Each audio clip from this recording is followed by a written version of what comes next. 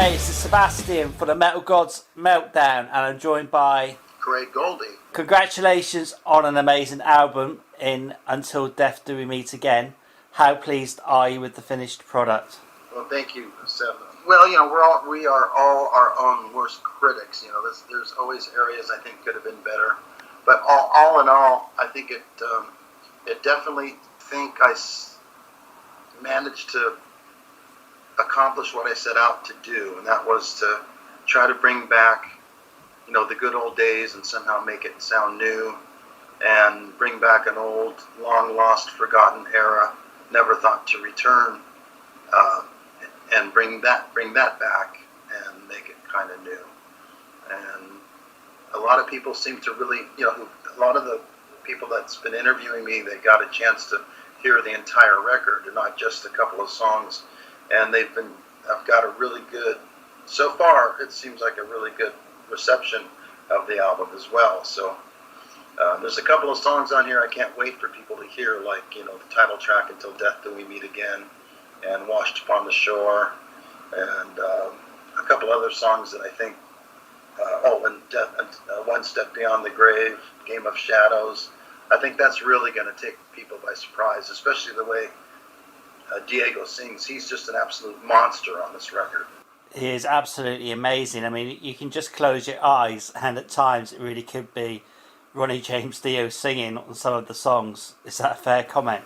Yeah, I mean, we never had to ask him to sound like Ronnie. In fact, Rudy Sarzo and Simon Wright were going to be my watchdogs, because they would have been the first ones to say, hey, you got to back this guy off, man. It's too much like Ronnie. But see, Ronnie was and is my favorite singer, and even before I met Ronnie, I was in a constant search for a guy who could sound like Ronnie, which was really basically like asking for the impossible. It's not, Diego's fault that he's been blessed with similar attributes. Ronnie was the first and last of his kind. There was nobody can sing like Ronnie. Nobody. But Diego was blessed with similar attributes. He has the power, he has the inflections. So when the lyrics call for anger, he can act with his voice where he sounds angry. When the lyrics call for sadness, that he sounds sad. He can go from clean to gruff and all different shades in between. And I hadn't had anybody else that had that many attributes, except for Ronnie, so. And then Ronnie was one of his major influences, obviously. Just like Ritchie Blackmore is one of my main influences. He was the reason why I started playing guitar in the first place. So a lot of my guitar playing is going to be a little Blackmore-esque just because of that, even though Ritchie is one of a kind, and he was the one who, not only is he the master, but he's the one who started all that. Nobody plays like Ritchie Blackmore. Nobody before him, and nobody after him. So it's my way of kind of like keeping that style alive, because nobody plays like Blackmore. Nobody sings like Ronnie. Nobody writes like that, but that's my favorite type of music. And so because I had worked with Ronnie side by side, he told me himself, Goldy, I want to pass the torch on to you, kid, right in front of his best friend. So if I have to, I can get a hold of him to verify that. But I just am now understanding what that truly means. That if you really think about it, he worked so hard to create such an amazing catalog and a world of his own, and he had a mind without boundaries, an imagination without boundaries. And I would have thought that he would want his legacy to be carried on by the people he loved the most. And so this is not a tribute band. This is just an influenced by. Yeah, I can see that. I mean, the album's phenomenal. Every track is amazing. I particularly like You Can't Take Me Down as being my favourite track at the moment. So You've sort of answered it, but which is your favourite track on the album, and which song would you play me to introduce me to Dream Child? That's a good question, because You Can't Take Me Down was one of my favorite choruses, and the way it builds, at first it's just simple chords, and then at the end it gets real complex, because then the chorus is sung over the riff.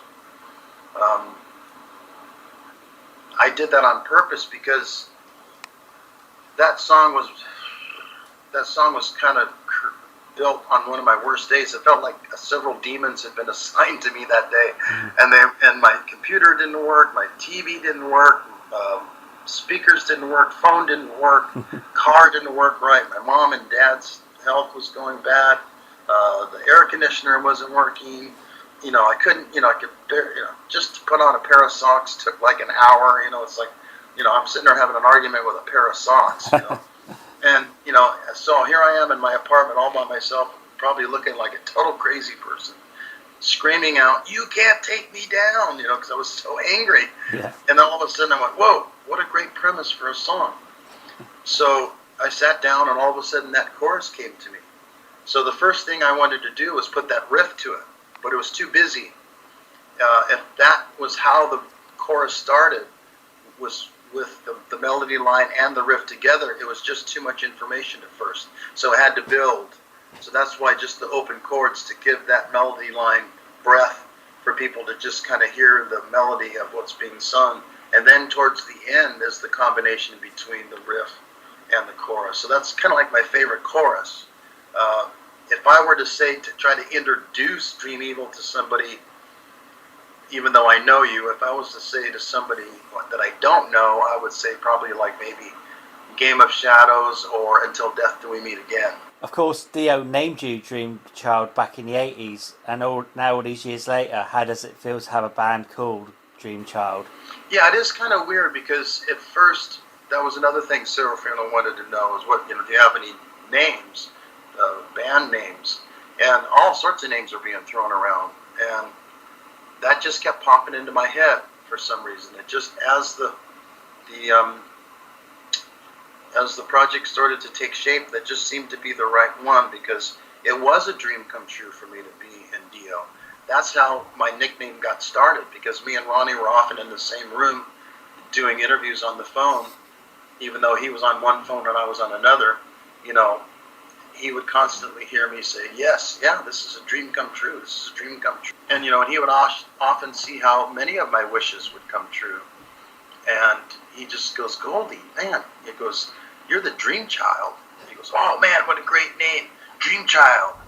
Hey, Dream Child," And then during the Dream Evil recordings of Night People, at the end of the song, he didn't want to do the typical thing where the singer sang first in the isolation booth, and then the guitar player got set up, and then he sang the answer backs. He wanted to do it together. That was the first time he'd done that. So we set up a microphone in the drum room, and I was standing right next to him with a long cable going into my guitar that was isolated in another room. And he looks at me and he goes, "Hey, Dream Child," And so he liked that so much that he went back and changed the verse. You could probably hear a little bit of the difference if you really listen hard. There's because it was recorded on a different day, but that wasn't a lyric. It was just an ad-lib, and he liked it so much he turned it into a lyric for the song afterwards. The album is what I call a proper heavy metal album. Without being rude, we're all getting a bit older. How does it feel to sort of know that so many reviewers are sort of already saying this is their album of the year? Well, it does feel great. I mean, to actually hear those terms, album of the year, and and people are saying that they're just they're blown away, and it feels great, because I really did learn a lot from Ronnie, and he really did pour a lot of information. I was like a sponge, and I just soaked up as much as I could possibly soak up. And he poured a lot of information into this little sponge that I could possibly absorb. And not only did he say he wanted to pass the torch on to me, but he also showed me his way of his method of songwriting and lyrics and melody lines. and his work ethic was just stupendous. Nobody had a work ethic like him. I've worked with a lot of people, and he was the only one that had that kind of work ethic. And the cool thing about it was that him and I had similar work ethics. That's why we became such good friends when I was in Rough Cut. Mm-hmm. There was one late night session because, you know, I was never the type to just give up until it was done. Well, it's late, start this tomorrow. That sentence never came out of my mouth. Even when I was a kid, I could draw like a photograph. I would draw drawings at night, and I was going to give them to one of my friends at school the next day. And my parents would see me fall, you know, they'd walk in and I'd be asleep at the dinner table, you know, asleep because I fell asleep drawing because it wasn't done yet. And in many ways, you know, Ronnie he never said, okay, it's getting late, let's start again tomorrow. He would just go and go and go and go and go. And we had a blast together in the studio, me, him, and Angelo. And one night, it was just the three of us, and he looked over at me and he goes, Goldy, if Vivian ever doesn't work out, you'd be my first choice. And that's why there were no auditions for, you know, Vivian was out and I was in. And all of this kind of goes into the stuff that I absorbed. You know, watching Angelo and Ronnie use unorthodox methods to get the sounds they were looking for. Ronnie's network, you know, reached far and wide. I got to sit in on sessions with producers and engineers who worked with John Lennon, Led Zeppelin, Pink Floyd, Jimi Hendrix, even though some of them are no longer with us. Those engineers and producers are still alive. And I got a chance to see their methods. A song really is either a story or a conversation that you're having with the listener within a musical environment. So Ronnie's number one thing was melody first, lyrics second. But the melody dictates how many syllables you have to tell your story, and you have to rhyme. And you have to make it impressive enough to pierce somebody's soul to make them want unable to contain themselves to the point where they refuse to live without that music. That's all. But I learned so much from him, and at the very first public memorial, I said that I would try to use everything I had learned from him in such a way in hopes to make him proud. And so this is the beginning of that. Also during the Dream Evil tour, MTV filmed our concert for the Headbangers Ball series. And during the interview, Ronnie says, I look forward to Craig being the leader of his own band someday. And so putting all that together, you know, is, you know, the very beginning of Dream Child. You know, I have to be on my own path someday, you know, and I hope that, Serafino from Frontiers called me at home and said, you know, I love this record, you know, this is your band, we're going to try to make this as successful as possible. And I mean, it just couldn't, it blows my mind because there's times when it's just me by myself listening on the studio, like listening to the title track, Until Death Do We Meet Again, going, man, I can't believe, you know, the world is going to hear this pretty soon. Someday the world is going to hear this song, because I've wanted that type of music to be out there for so long. So it's kind of, one part of me says, well, it's about time, and another part of me says, oh, thank God, you know. Yeah. It's, you know what I mean? Yeah, I do, totally, man.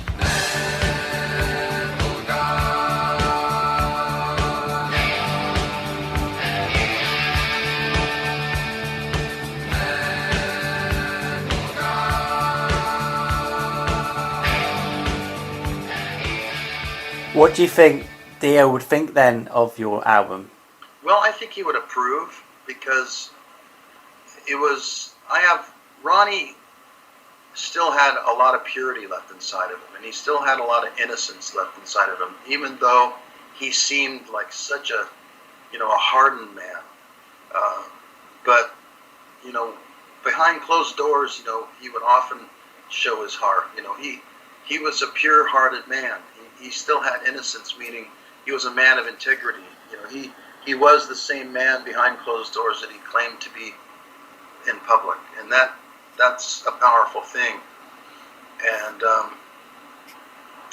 I too have a lot of still a lot of purity and innocence inside. And I'm trying not to sound schmaltzy, but when a pure heart makes a wish and leaves no stone unturned, and is willing to do the amount of work that is necessary to bring about the goal that you set out to achieve, wishes and dreams do come true. And I think Ronnie would have liked this for me, because he did say, I want to pass the torch on to you. And I think this is pretty close, to, at least I hope anyways, that something that I think he would look down and say, good one, kid. I believe in life after death. I really have a strong feeling of that. And I need to sort of know, do you sometimes feel that Ronnie James Dio is with you in spirit? Definitely. I believe in God. I always have been, even when I was a little boy. After a beating, I remember one Christmas, I was sitting there bleeding into a little stuffed Santa Claus that I had that also smelled like blood. The smell of blood actually comforted me. That's how bad it was. And I closed my eyes and I saw these 3 circles, and I opened my eyes and said, what is that? And they were gone. I closed my eyes and I saw the 3 circles, and I opened my eyes and they were gone. And then I'll never forget, my grandmother told me a story when she first started reading me the Bible. She said, I blurted out, oh, so that's who he is. Because I would always have these conversations with, I knew somebody was running things, and I knew there was a reason for everything.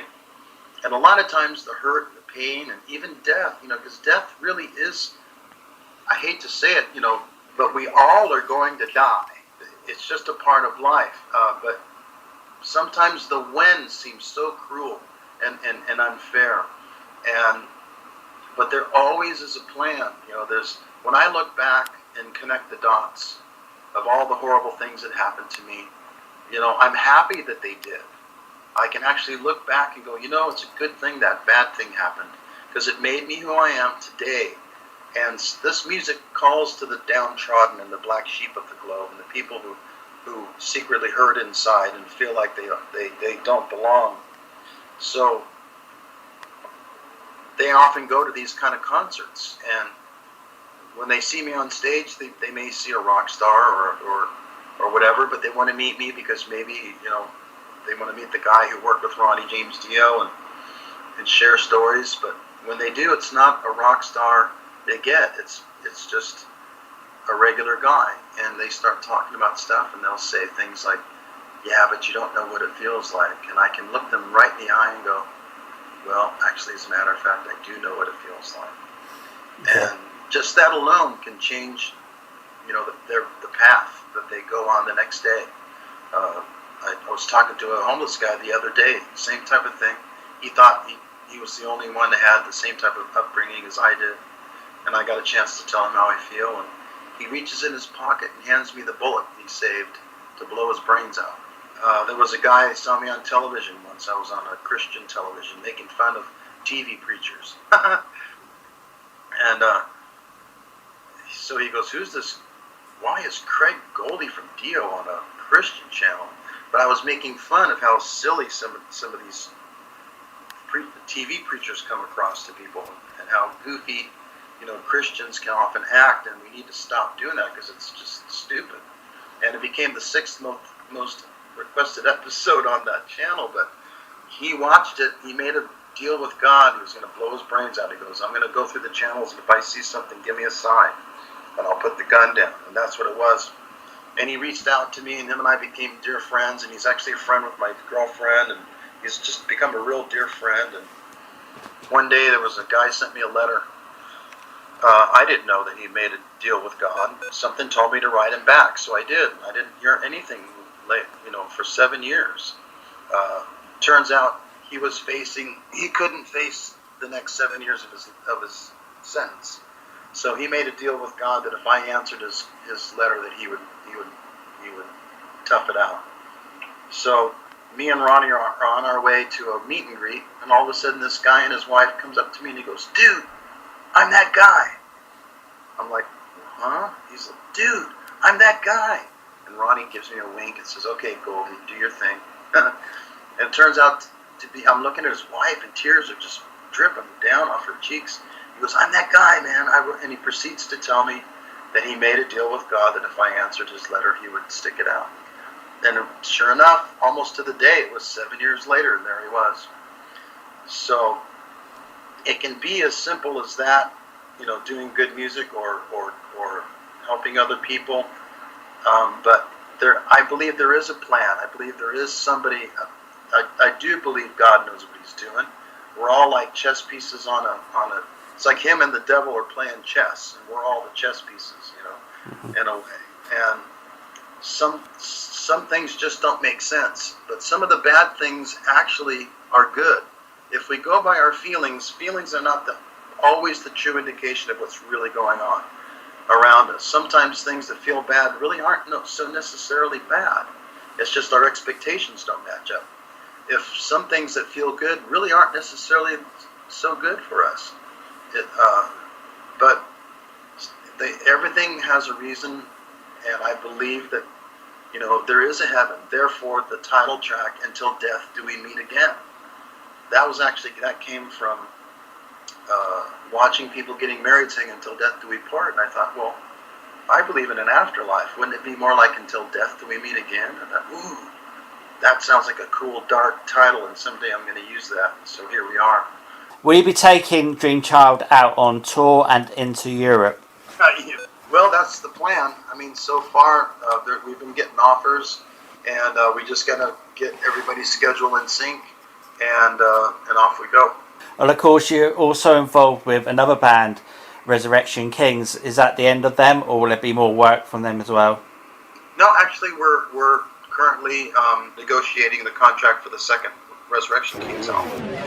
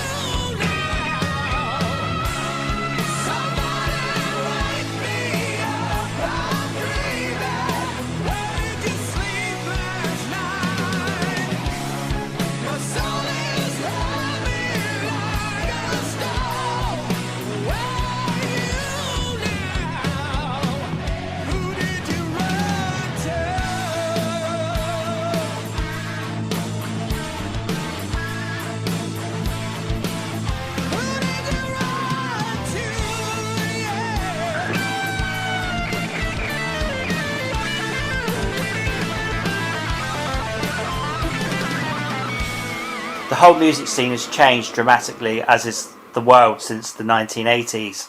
Are you glad you started out back in the 80s rather than now in a band in the 21st century? Oh, yes, yes, yes. Because I've seen technology and where it's headed, and that can also be a good thing and a bad thing. Too many people nowadays are so driven by their desire to create something that was once only thought of as science fiction in a movie and make it real. And I even saw a documentary with James Cameron and Steven Spielberg. They were saying, sometimes we get so driven, to create, things that later on become real, and we often don't ever stop to think, just because we can, should we? Yeah. And so what I mean by that is someday, the people who are new school, their technology will break down. And if you don't know how to fix it old school, you're screwed. So I'm glad to be a hybrid of the old school and the new school. There's nothing like, being in the same room in the band and writing songs in the same room. And the 80s was a magical time because record companies, gave their artists a chance to develop. There was a little bit more of patience among the world. We had more patience with each other. We let each other kind of develop. We didn't have that immediate, such a need for immediate satisfaction. We knew that, I can't wait for that album to come out. And that was something special about that, about having it in your hands physically and having to wait. You hear the song on the radio and you can't get it for another couple of weeks. You keep calling your favorite music store. Is it in yet? Is it in yet? But even though the internet really has changed things drastically, and you're right, it is a much different world than when I started.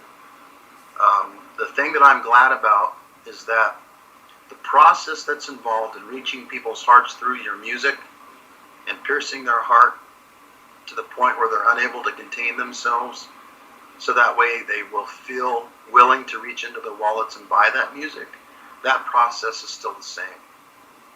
And the only way to learn that process was to be alive in that particular time. Because when you really think about it, it was the Bob Dylans and the Roy Orbisons. If you think about a couple of guys standing around a bonfire, building the bonfire, they were figuring out, we need to make it more of a teepee-looking thing with the wood so the fire is built better, and then, we need to put some newspaper in there, or we need to put some leaves in there. And then there's the guys right behind them, like the Beatles, and they're kind of looking over, they're watching them build the fire. And then behind the Beatles is the Aerosmiths, and they're, kind of looking over the shoulders of the Beatles, who are looking over the shoulders of Bob Dylan. And then there's the Van Halen's looking over the shoulders of the Aerosmiths, saying, hey, what are they doing? I think they're doing this, and then you got, other bands from that point on, from the 90s.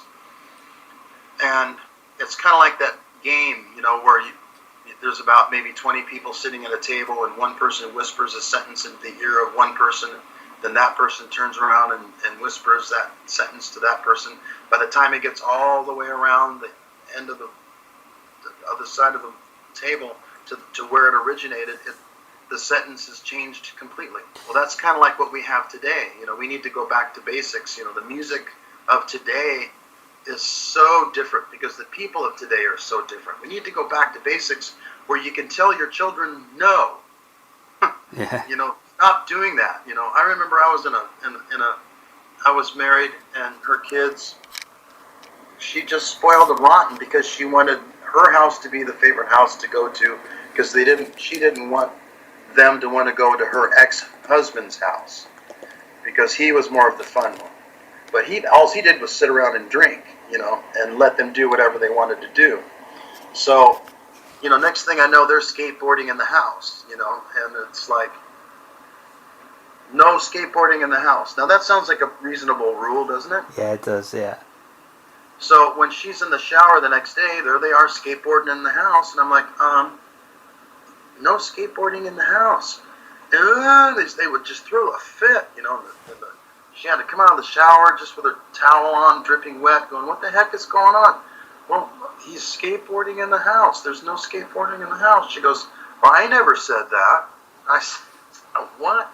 And even though this sounds completely unrelated, we're developing these children, these like spoiled, rotten techno wussies that are going to become our future.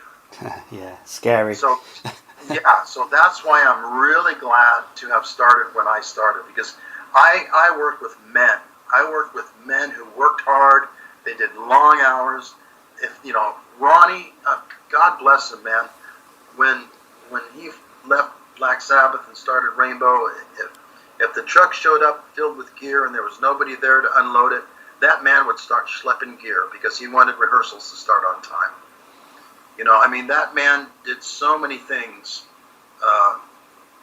that he was a man. You know, he wasn't some techno wussy who, you know, demands the optimum situation from the very beginning and is not willing to work towards it. I mean, that man built such an amazing legacy that stands alone.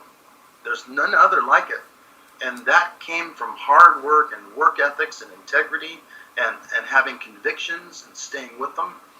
You know, because there was a lot of people, he was surrounded by record companies saying, oh, if you would only do this, you could be so much more popular. You'd sell so many records. If you only did this and if you only did that, you know, and Ronnie was like, no, that's not me, you know. But he had an album out every year. He had a tour out every year. That man had a great career and an amazing legacy. He created a world where all were welcome, where their imagination was without boundaries, and love, honor, respect, caring, and giving. I mean, the way he would treat his fans, he had such love for his fans, treated them all like family and friends, because that's really was his family, was his fans. And I remember one time he gave me an envelope and an address and said, could you go please hand deliver this? And he knew I wouldn't ask any questions. It turned out to be a rent check to one of his fans that couldn't pay rent that month. Wow. You know, he did a string of concerts where there was people flocking to Los Angeles to become famous, and they ended up in prostitution. And some of them were men. Mm-hmm. And there was a doctor that went out on the streets and would rescue them. But he needed a shelter. She needed a shelter. So Ronnie did a string of concerts to build a shelter. And he built a complex. I mean, there was counselors that could help them get off drugs, counselors to help them for why they were on drugs in the first place. They could get their GED, they could get a college degree, a master's degree, a bachelor's degree. There was a 10-year reunion where the before picture was a guy who had pissed his pants because he was so drunk and didn't realize it, and now he's a 4-star general. You're not, you know, technology's not going to do that. You got to pick up a shovel and dig. You got to get your hands dirty. You got to get down in the trenches, you know, to make that stuff happen. Got to be careful of what you say, what you do. Everything is absolutely horrendous. Yeah, what you say, what you do. It is. It really is horrendous. This is a difficult question. Which are your 2 favourite albums of all time? Wow. Burn and Rainbow Rising, I guess, if I had to limit it to 2. Because that'd be like asking me, okay, Seb, which would you rather do, inhale or exhale? I know what you mean, man. Cool. So, but if I had to narrow it down, it would be Deep Purple Burn and Rainbow Rising. Can you tell me why we should buy Until Death Do We Meet Again? I think for a couple of reasons. That's a good question. I'm hoping that because it's quality music and I gave it my all, and not one song is filler. I understand that people are tired of paying 12 to 15 US for an album and only getting 2 good songs. Tell me about it. I understand that the previews for iTunes can be misleading, just like previews for movies can be misleading. And you go spend $12 to $24, you know, depending on who you go and what time of day you go, and you see the movie and it sucks. I understand about what we talked about earlier. You know, you bought the CD, you bought the vinyl. You know, you move from place to place throughout the years. Things go missing. You know, so you feel entitled to listen to that music on YouTube for free. You bought it twice. You know, I understand all that. But then there's a lot of people who sit around and go, oh, you know, these guys are doing 10 different things at once. Can't they commit to one thing? Well, no. And the reason is because of you. Not you, Seb, personally, but because of the people who sit back and steal our music. Yeah. And that's the poor thing. You know, I mean, they think, you know, I understand about, like streaming, you know, but Netflix, you know, at one point it came out in the theater, and then it was on HBO and Showtime, and then it went into Redbox, you know, or something like that, and then it goes on to Netflix. You know, our stuff goes straight to streaming. You know, when I was in the 80s, I didn't, you know, I got paid as a sideman. The bands like Van Halen and AC/DC and Aerosmith, those guys all had equal share. You know, they're multimillionaires. You know, I'm not asking for people to make me a multimillionaire, because nobody needs, you know, a golden toilet seat. You know, but I'm tired of having to do 10 different things and struggling and barely making by. You know, because things are so out of balance. And now the bands are doing it. They're charging fans $250 for nosebleed seats and $1,000 meet and greets. Unbelievable. We need to restore balance. We need to restore balance. But you know, it's like I get like flabbergasted with it, because obviously I grew up in the 80s buying albums and stuff in the 80s, and like now it's like, oh, there's so many different versions of an album and it has so many extra tracks if you pay this much, and you pay, and it's all wrong. It's like, how can you do that? It's greed. Well, that's what I'm hoping to do with this band and this album, Dream Child, is try to restore balance. Is I gave it my all. It's a very difficult proposition to get some of the best musicians in the world to give their best performances, their best ideas, only to have it stolen. You know, and then people tell me, hey, I'm following you on Spotify. You're great. Well, thank you for the 0.00003% of a penny. Do you know what it is? I just detest Spotify, and I will not listen to it. People say to me, oh, well, why don't you listen to these bands on Spotify? I was like, no, I won't. It's just a matter of principle, isn't it? They're stealing our music. I mean, so I'm gonna be one of the, you know, and a lot of the bands now are so resentful that they don't even do their best on an album because they know it's going to get stolen, and that's wrong. So what I want to do is, I gave it my best. I gave it my all. If you steal from me, okay, you steal from me. But if you like the song, pay 99 cents for it. You know, pay $1.29. You know, because it's just, that's the one thing I love about the Dio Disciples. At the end of the concert, I don't go stand by the merch table to try to sell T-shirts. We don't have paid meet and greets. In fact, one time they tried that, and there was a guy that had gone to one of our other concerts and paid. And I said, wait a minute, did you just pay to get in here? He goes, yeah. And so I made the guy running the meet and greet give him his money back. You know, I mean, I hate paid meet and greets. I hate, you know, overcharged prices, tickets, you know. Ronnie James Dio, I don't think people really understood the message he was sending back in 1986 when he brought them an 18-foot fire-breathing dragon and lasers and explosions and that big metal spider and Dream Evil. He didn't hike up the ticket prices to make up for the costs. For the same ticket price that you could go see Twisted Sister or Motley Crue, you know, or Poison, you know, was the same price you could go see a Dio concert for. But what you got at a Dio concert was just, oh my God, you know, because that was his gift back to the fans.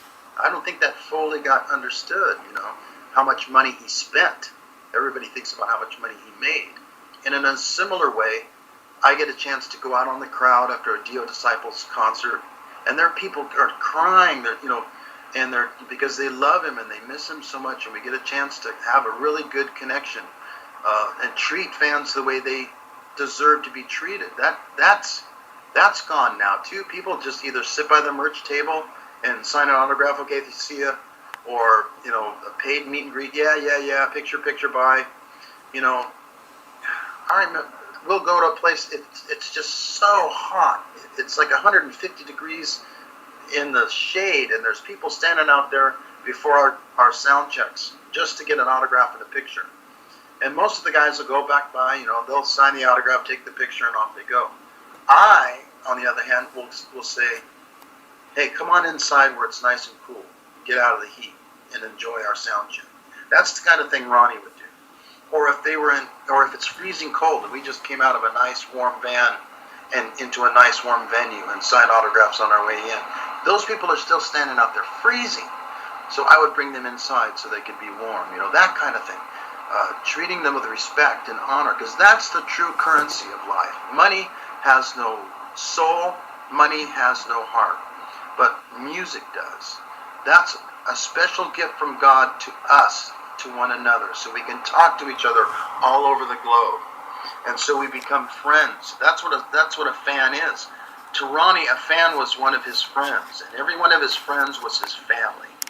So we are all family. We're all in this together.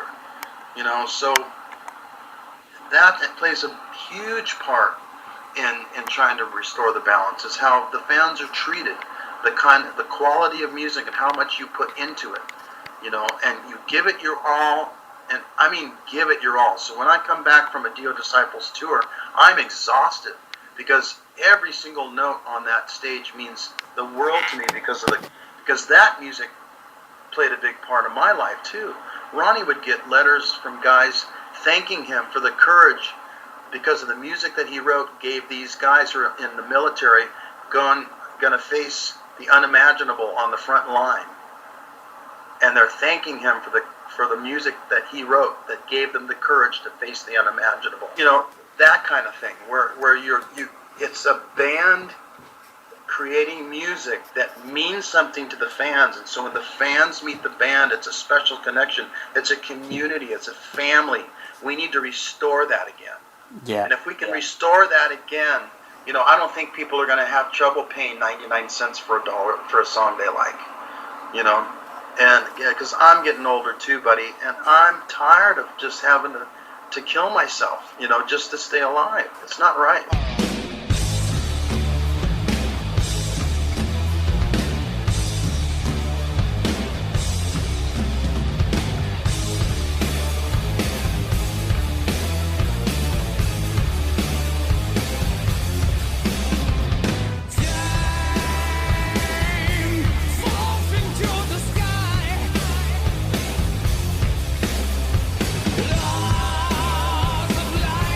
Right before my eyes.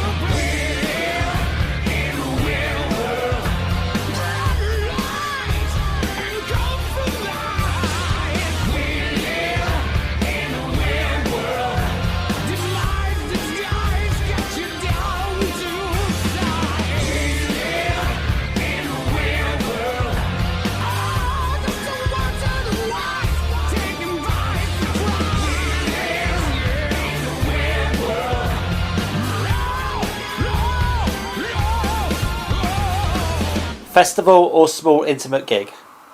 Ooh, good question. That's another would you rather, inhale or exhale. I guess intimate. Vinyl or digital? God, another one, isn't it? Digital. Really? I'm surprised. Yeah. I'm surprised, Mr. Goldy. I'm disappointed. Well, I don't have it. Well, can I say until I get a turntable? Let you off. Let you off. Because I would love to get a turntable and hear that sound again. Fair enough. That crackle before the music starts. Oh Exactly. my God. Yeah.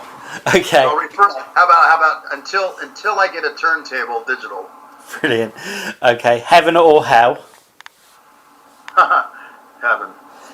80s metal or today's metal? 80s metal, hopefully until the Dream Child album comes out. All right. Final one. You probably knew this was going to come. Donald Trump or Miss Piggy?